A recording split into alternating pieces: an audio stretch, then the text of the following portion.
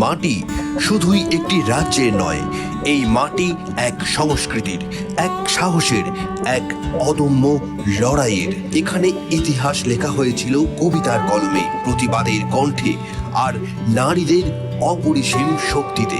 এই শহর বহু প্রাচীন স্থাপত্যের এবং ঐতিহ্যের। এই শহর কবিতা, চিত্রকলা, সিনেমা আর বিপ্লবের, যেখানে প্রতিদিন হাজারো স্বপ্ন তৈরি হয়, প্রতিদিন নতুন পথ চলা শুরু হয়। কিন্তু বাংলার পরিচয় শুধু শহরে সীমাবদ্ধ নয়, এখানে নদীর স্রোতের মতো বয়ে চলে জীবন। রবীন্দ্রনাথ বলেছিলেন, নারী আপন ভাগ্য নিজেই গড়বে। সে পথেই এগিয়ে গিয়েছিলেন সত্যজিৎ রায়ের চলচ্চিত্রের আরতি থেকে শুরু করে সুচিত্রা সেনের শক্তিশালী চরিত্র, আর আজকের যুগের অসংখ্য বিজয়িনীরা। এবার সময় এসেছে নতুন গল্প শোনার। আসুন বিজয়িনীদের পথ চলা শুরু করা যাক।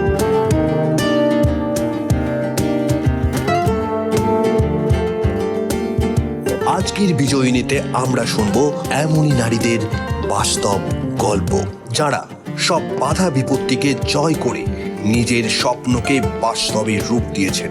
তাদের সংগ্রামের গল্প হয়তো আপনাকে নতুন পথ দেখাবে, হয়তো আপনাকেও বিশ্বাস করাবে, হ্যাঁ আমিও পারবো। চলুন শুরু করি আজকের অনুপ্রেরণার যাত্রা। নমস্কার, দেখছেন ট্রাইব টিভি বাংলা। আপনাদের সাথে রয়েছে আমি অনন্যা। আর আজ আমাদের সঙ্গে বিজয়িনী পর্বে রয়েছেন YM সুনিতা দাস, যিনি একাধারে বিজনেস ওম্যান, আবার রাজনীতিতেও তার হাতেখড়ি হয়েছে সম্প্রতি। আজ তারই সঙ্গে কথা বলবো আমরা বিজয়িনীদের গল্প আপনাদের সঙ্গে ভাগ করে নিই আমাদের এই অনুষ্ঠানে। আজও সেই এক বিজয়িনীর গল্প আপনাদের সাথে ভাগ করে নেব। যিনি আজকে আমাদের সঙ্গে রয়েছেন, তিনি সুদূর অন্ধ্রপ্রদেশ থেকে বাংলায় এসে তার পথ চলা শুরু করেছেন, তার ব্যবসার যাত্রা শুরু করেছেন, তার কেরিয়ার এখানেই গড়ে তুলেছেন। ঠিক কিভাবে তার পথ চলা শুরু হয়েছিল, কি লড়াইয়ের মধ্য দিয়ে তাকে যেতে হয়েছে, সেই সব গল্প আজ শোনাবো আপনাদের। সুনিতাদি, ট্রাইব টিভি বাংলা স্টুডিওতে আপনাকে অনেক অনেক স্বাগত। Thank you.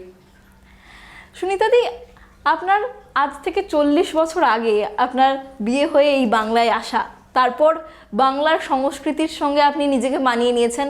আপনি অন্ধ্রপ্রদেশের মেয়ে, তারপর বাংলা সংস্কৃতি শিখেছেন, এখানকার রান্নাবান্না শিখেছেন, খাবার তৈরি শিখেছেন, তারপর সেটাকে আপনার ব্যবসার কাজে লাগিয়েছেন। কি থেকে ভাবনাটা শুরু হয়েছিল? ভাবনাটা শুরু হয়েছিল আসলে ছোটোবেলার থেকে। আমার বাংলাটা কেন জানি না খুব ভালো লাগতো, মানে পশ্চিম বাংলা আমার খুব ভালো লাগতো। মানে আপনি যখন অন্ধ্রপ্রদেশে ছিলেন তখনই আপনার ছোটবেলা বাংলার প্রতি আগ্রহ ছিল? হ্যাঁ, মানে কেন জানি না, এটা হয়তো আমার এখানে আসবো সেই জন্য হয়তো স্বামী বিবেকানন্দ, রবীন্দ্রনাথ ঠাকুর স্কুল সিলেবাসে তো পড়াশোনা শিখায় সব সারা ভারতে। আমার খুব মনে লেগেছিল আমাদের স্বামী বিবেকানন্দ, নেতাজি সুভাষচন্দ্র বসু, রবীন্দ্রনাথ ঠাকুর, আমার মনে খুব খুব ভালো লাগতো। তো এইভাবে বড় হয়েছি, কারাটে বড় হয়েছি, কারাটে আমার খুব মানে মার্শাল আর্ট খুব ভালো লাগতো আর কি।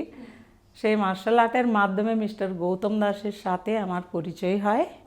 সেই পরিচয় আস্তে আস্তে বিবাহের সম্পর্কে, হ্যাঁ, এই হয়েছে 85-এ আমার বিয়ে হয়।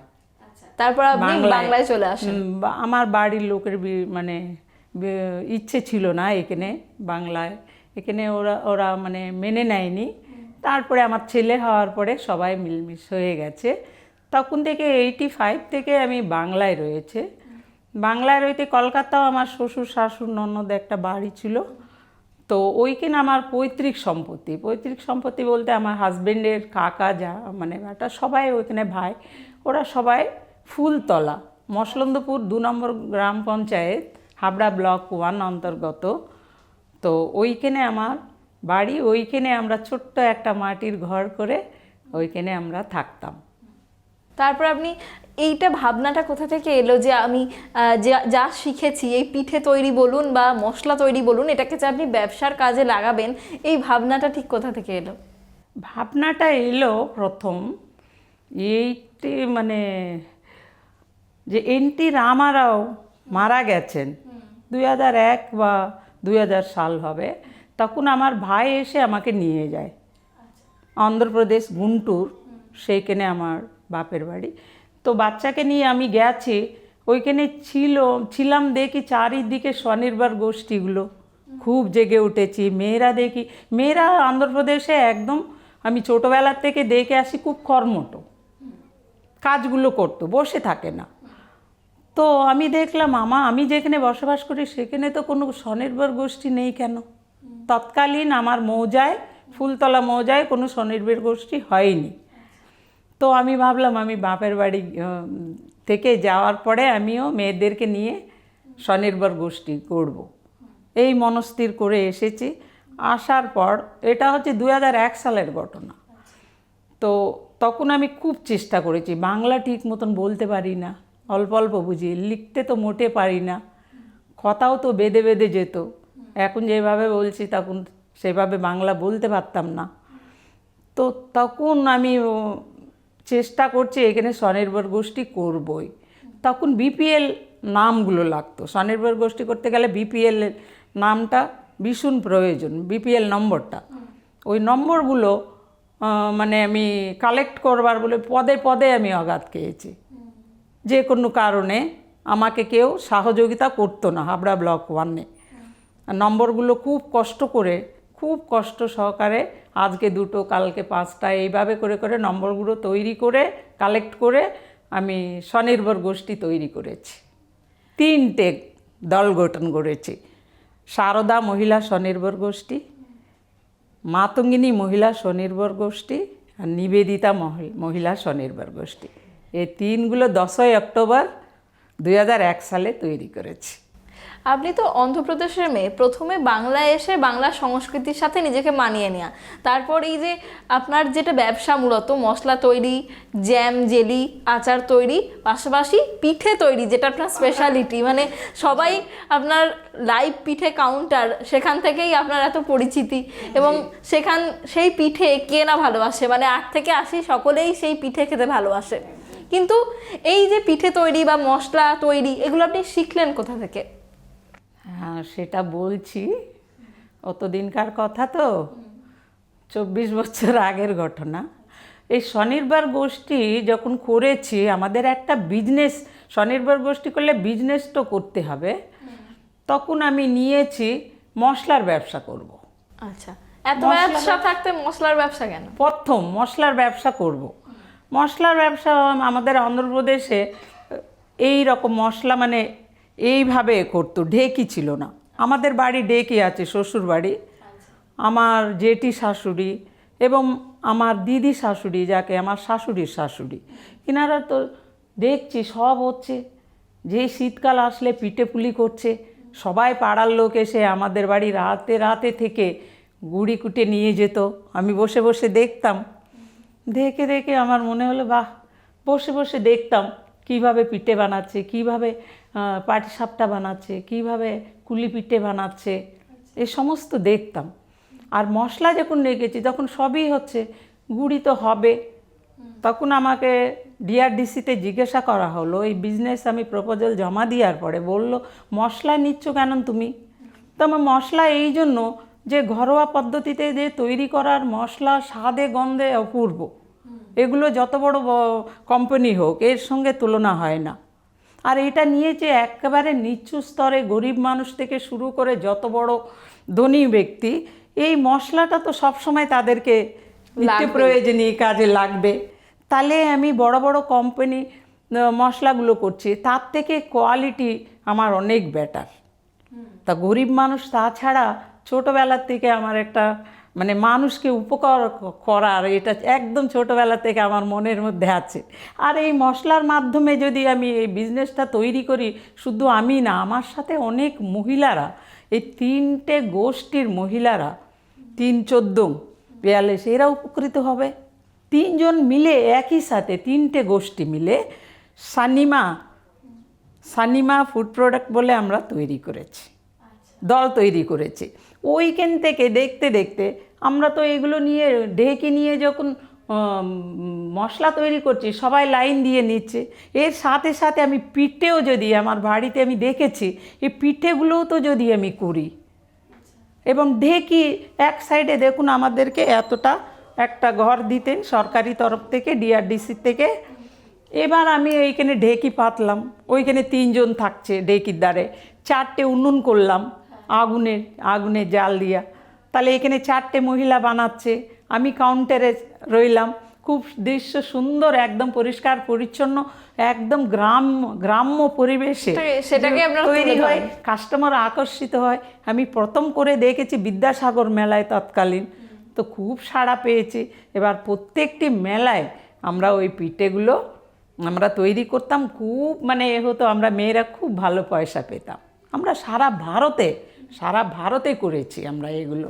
আপনাদের মশলাও তো ঢেঁকিতেই তৈরি হয়। হ্যাঁ, মশলাও তো ঢেকিতে তৈরি হয়, তো চোখের সামনে দেখি কিন্তু আমরা মশলা এখন তো করছি। অনেক রকম ধরুন মেশিন বেরিয়েছে, মিক্সার গ্রাইন্ডারে এখন অনেকে গুঁড়ো করে মশলা তৈরি করে, এবং যে বড় বড় কোম্পানি রয়েছে সেখানে বিভিন্ন রকম মেশিনের মাধ্যমে মশলা তৈরি হয়। সেখানে একটা ঢেঁকিতে মশলা তৈরি করছেন আপনারা, সেটার একটা শারীরিক পরিশ্রমও রয়েছে। তো আপনারা ওই মেশিনের পদ্ধতিতে না গিয়ে এই ঢেঁকিতে যে মশলাটা তৈরি করছেন, এটার পেছনে কারণটা কি?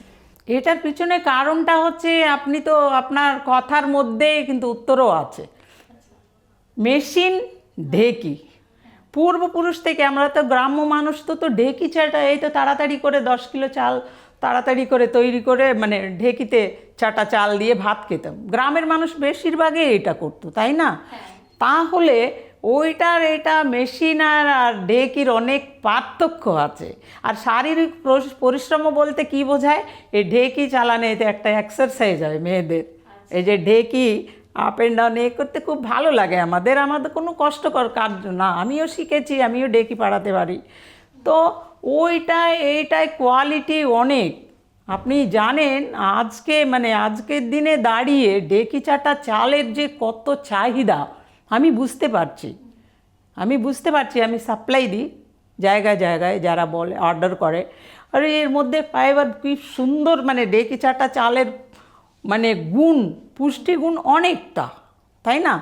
তাহলে মশলাও ঠিক সেই রকমই। বাজারের যত বড় কোম্পানির মশলাও তো ওইটা তো বেশি দিন থাকে না, নষ্ট হয়ে যায় 5-6 মাসের পরে।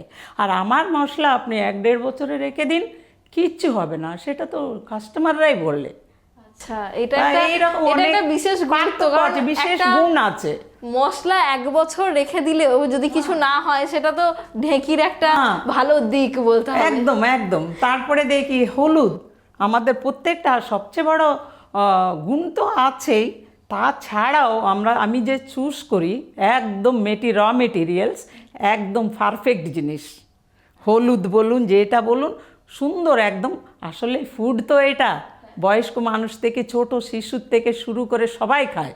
আর এইটাকে সব সময় ফুড, যেহেতু যে কোনো ফুড একদম 100% খাঁটি রাখার জন্য আমি ওইটাকে মেনটেন করি বলে আমরা সুন্দরভাবে আমাদের তো সাড়া ফেলেছি।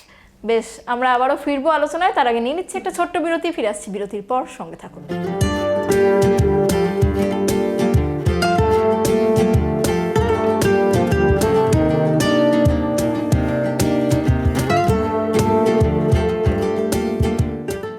এবার সময় এসেছে নতুন গল্প শোনার।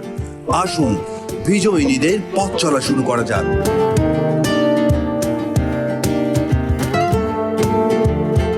ফিরে এলাম বিরতির পর। আমরা কথা বলছিলাম ওয়াইএম সুনিতা দাসের সঙ্গে।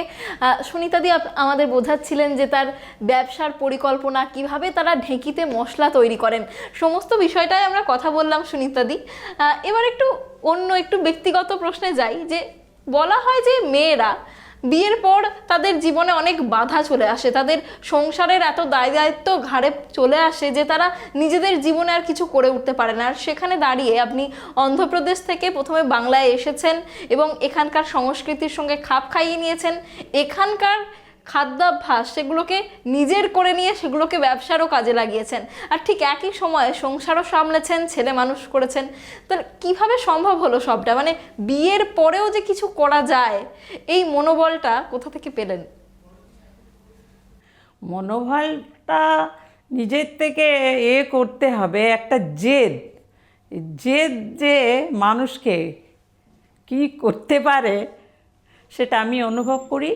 ব্যাপারটা হচ্ছে আজ আমি যখন এসেছি ভাষা বুঝতাম না, আশেপাশে গ্রামে লোকের কাছে অবহেলিত হয়েছে।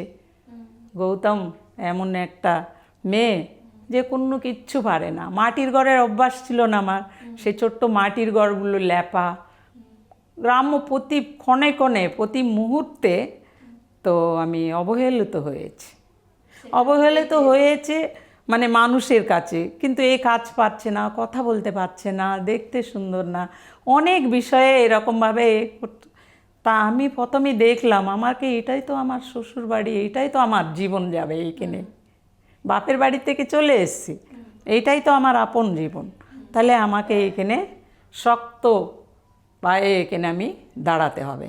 প্রথম বাংলা শেখা শুরু করেছি, দিন রাত বাংলা শেখার, বাংলা প্রত্যেকটি অক্ষর, প্রত্যেকটি রীতি রেওয়াজ, সমাজে চলাফেরা সমস্ত কিছু আমি মন দিয়ে শিখেছি। মন দিয়ে শেখার পরে আস্তে আস্তে ছেলে বড় হয়েছে, ছেলেকে একটা দিদিমণি পড়াতে আসতেন, তখন দিদিমণি পড়াতেন, আমি বারান্দায় বসে বসে প্রত্যেকটি অক্ষর থেকে যেরকম আমার ছেলে শিখছে আমিও শিখছি। আমি তেলুগু ভাষায় লিখে নিতাম, ওকে ট্রান্সলেট করে পরে আমি ভালো করে করতাম। এইভাবে করতে করতে প্রথমে ভাষা বলাটা ঠিক মতো না হলেও লেখাটা আমি ঠিক মতন শিখেছি। আচ্ছা, আরে বাংলা লিখতেও পারেন? বাংলা লিখে আমি রেজুলেশন করে আমি আনন্দধারায় কাজ করতাম, আনন্দধারায় আমি চান্স পেয়েছি, পেয়ে আমি কুচবিহারে আমি রেজুলেশন লিখবার জন্য আমি অনেকগুলি প্রাইজ পেয়েছি ডিএমের কাছে। তাও আমি ভালো লেখাপড়া, আমি হাতের লেখাটা যতটা ভালো না, কিন্তু আমার স্পেলিং ভুল, কখনো বানান ভুল হয় না, আমি সুন্দর করে লিখতে পারি। আমার গ্রুপের সমস্ত কিছু খাতাপত্র আমি নিজে লিখি, তো লিখতে অসুবিধে নেই। আমি এইভাবে করে করে করে মানুষকে সবসময় কেউ বিপদে পড়লে আমাদের গ্রামে তাদের কাছে সঙ্গে সঙ্গে যাওয়া, আমার যতটুকু অর্থ না থাকতে পারি আমি পরিশ্রম করে তাদেরকে হসপিটালে নেওয়া, যদি বাড়ির কাছে একটা আমার মেডিকেল কিট ছিল ছোট্ট, বক্স নিয়ে তাদের বাড়ি দৌড়ানো, তাদেরকে ছোটোখাটো মানে অসুবিধার জন্য আমি দেখা, এইভাবে করতে করতে মানুষের সঙ্গে মিলিয়ে গেছি। আচ্ছা, তারপর মানে গ্রামের মানুষদের যেমন সাপোর্ট পেয়েছেন তেমনি আপনার স্বামীর সাপোর্টও পেয়েছেন? অবশ্যই, ওনার সাপোর্ট ছাড়া আমি এই পর্যন্ত এগোতে পারতাম না, যথেষ্ট সাপোর্ট পেয়েছি। ব্যবসা থেকে তো এবার আপনি আস্তে আস্তে রাজনীতির জীবনেও প্রবেশ করেছেন, এই রাজনীতিতে আসা কি ভাবনা থেকে? রাজনীতিতে আসা কি ভাবনা থেকে, রাজনীতি আমার মমতা ব্যানার্জিরে, তখন সিপিএমের খুব রমরমা, তা মমতা ব্যানার্জিকে, তার আদর্শ, তার চলাফেরা সব কিছু নিয়ে আমি ভীষণ ভালোবাসি, নিজে মানে হার্ট আমার বলতে গেলে। এবার করতে করতে তৎকালীন থেকে 2001 সাল থেকে বিমান দত্ত আমাদের হাবড়ার নেতা ছিলেন, ওনার হাতে আমার রাজনৈতিক হাতে করি। তো বিমান দত্ত, তার বউ তপতি দত্ত, তাদের হাতে আমি তৈরি হয়েছি, করে আস্তে আস্তে একদম আমি রাজনীতিতে করেছি। তখন থেকে এখনো পর্যন্ত একনিষ্ঠভাবে মমতার সৈনিক।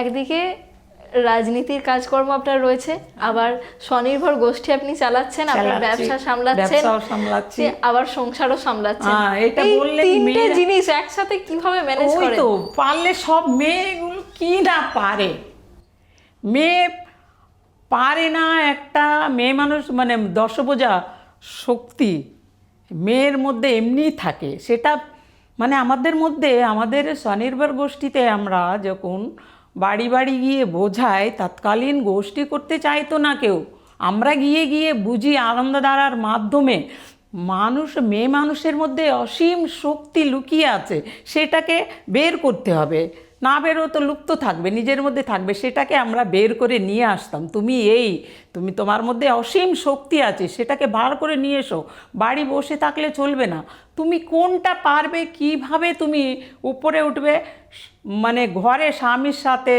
আরও পুরুষ মানুষ যা দুটো পয়সা রোজগার করে, তার সাথে তুমিও দুটো পয়সা রোজগার করে একটুখানি সহযোগিতা করো সংসারকে, তুমি কারোর কাছে হাত পাততে পারো। সেই রাস্তায় আজকে মমতা ব্যানার্জি নিয়ে এসছেন।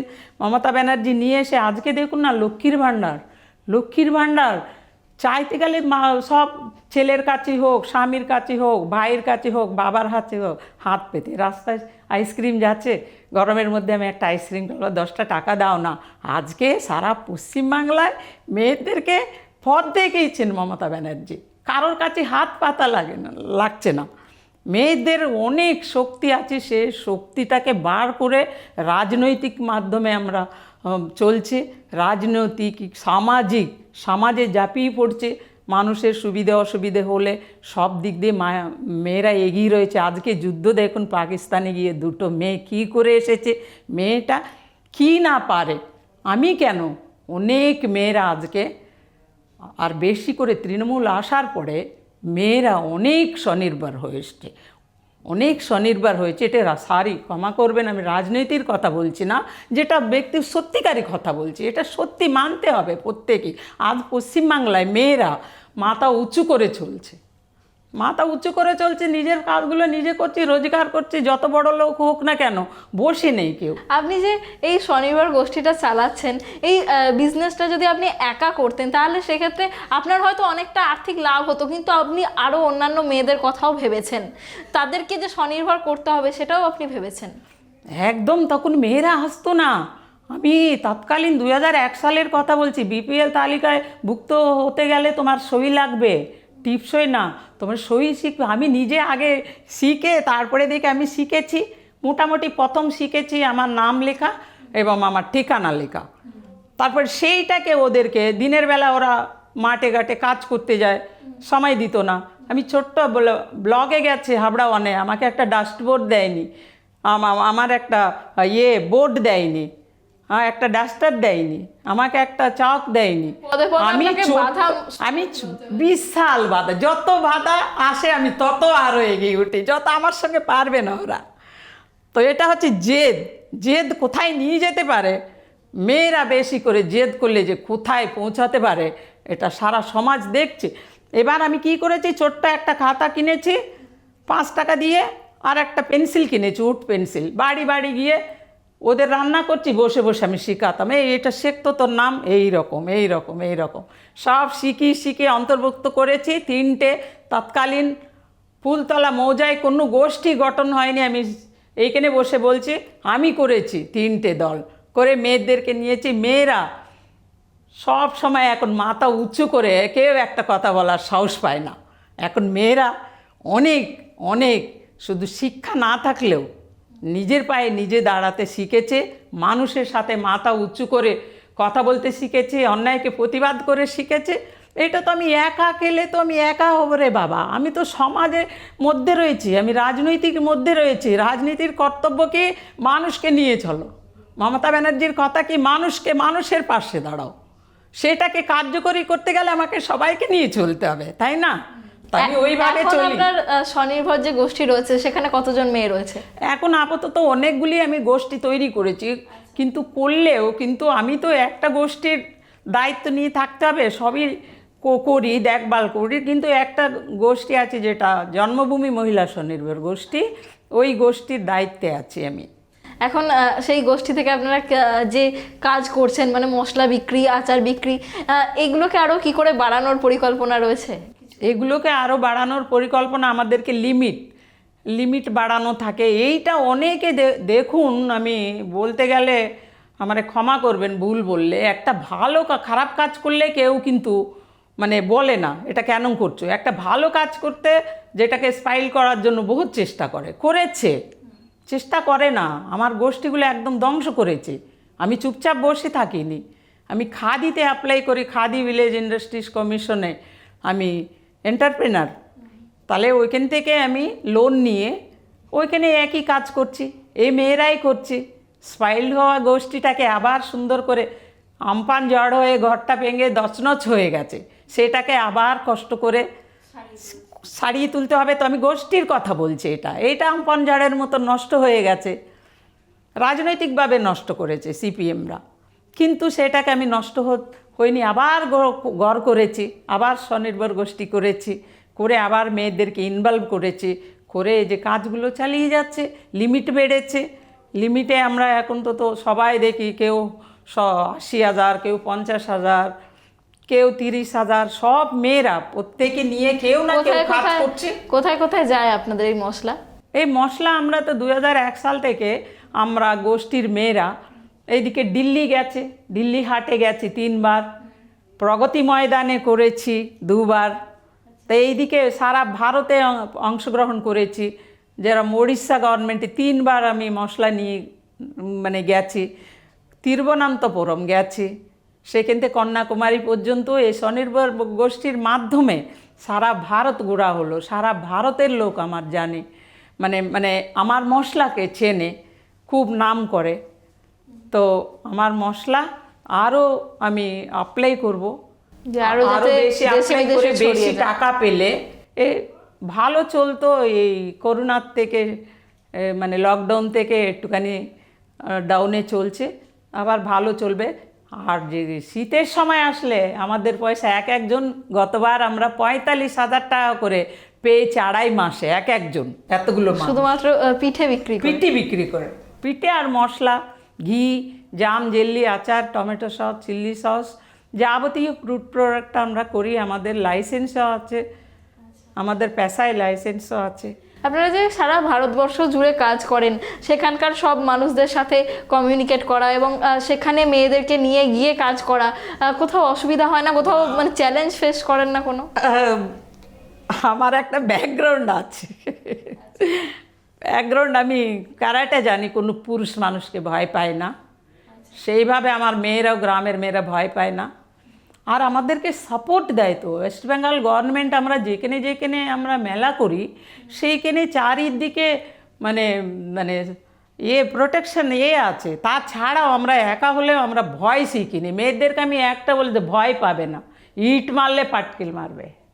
আজকের মেয়েদের জন্য, আজকের মেয়ে যারা কাজ করছে, লড়াই করছে, জীবনযুদ্ধ যারা শুরু করছে, তাদের জন্য কি বার্তা দেবেন? তাদেরকে কি বলবেন? তাদেরকে বলবে, সবচেয়ে আগে বলবো সততা নিয়ে চলবে, এটা প্রয়োজন। যে কোনো কাজে এগোতে গেলে আমি নিট অ্যান্ড ক্লিন থাকতে হবে, তবে ভগবানও আমাকে সহযোগিতা করবে। আমার মধ্যে স্বচ্ছতা বজায় রাখতে হবে, আর কোনো বিষয়ে ভয় একদম ঝেড়ে ফেলতে হবে। ভয় জিনিস শরীরের মধ্যে আসতে দেবে না, মাথার মধ্যে আসতে দেবে না। আর কর্ম করা শিখতে হবে। মানুষ একটা কাজে এগোতে গেলে প্রচণ্ড পরিশ্রম করতে হবে, যে কোনো পরিশ্রম করতেই হবে। তারপরে জেদ রাখতে হবে, আমি এই কাজ করব, সেটা সৎ কাজ হওয়ার দরকার। যেমন মানে মানব সমাজের জন্য কাজ করা, মানুষের পাশে এসে দাঁড়ানো, এগুলো করতে হবে। তাহলে তুমি যেটা ভাববে সেখানে এগিয়ে যেতেই হবে, কেউ আটকাতে পারবে না। এইটা সবাই যেন ভালো থাকবে, এভাবে এগিয়ে থাকবে, মানুষের পাশে দাঁড়াবে। এখানে পরম শত্রু হলেও, পরম শত্রু আমার, তাও সে বিপদে তাকে উদ্ধার করে তারপরে তার সঙ্গে লড়াই করতে হবে। এইভাবে সবাইকে এগিয়ে চললে সবাই কিন্তু সব পারবে। অনেক ধন্যবাদ সুনিতা দি আমাদের এতটা সময় দেওয়ার জন্য। আপনারা শুনলেন, না ভয় পেয়ে এগিয়ে যাওয়ার মানসিকতা, অদম্য জেদ আর সততার পথ, এটাই সুনিতাদির জীবনের সাফল্যের মূল মন্ত্র। আপনারাও সুনিতাদির পথে এগিয়ে চলুন, আপনাদের জীবনেও সাফল্য অবধারিত। আজকের মতো আমাদের বিজয়িনীর অনুষ্ঠান এই পর্যন্তই। সঙ্গে থাকুন, দেখতে থাকুন ট্রাইব টিভি বাংলা। নমস্কার। এরকম অগুন্তি অনুপ্রেরণার গল্প লুকিয়ে আছে আমাদের চারপাশে। আগামী পর্বগুলিতে আমরা আরো বাস্তব জীবন থেকে উঠে আসার সাহসী নারীদের গল্প তুলে ধরব, যারা অসম্ভবকে সম্ভব করেছেন, নতুন দিগন্ত তৈরি করেছেন এবং অন্যদের অনুপ্রাণিত করছেন।